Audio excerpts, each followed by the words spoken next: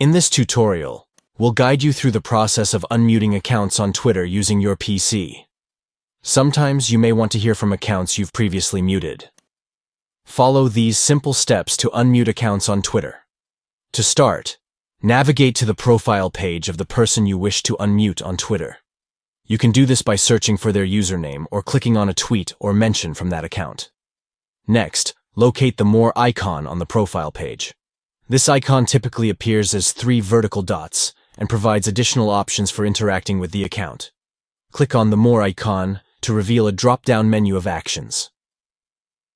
From this menu, select the Unmute option.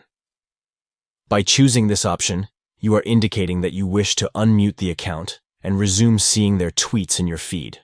Once you've clicked Unmute, Twitter will process the request and the account will be unmuted. You can now view their tweets and engage with their content as before. By following these steps, you can easily unmute accounts on Twitter and re-establish communication with accounts you've muted. Unmuting accounts can help ensure you stay connected and informed on the platform.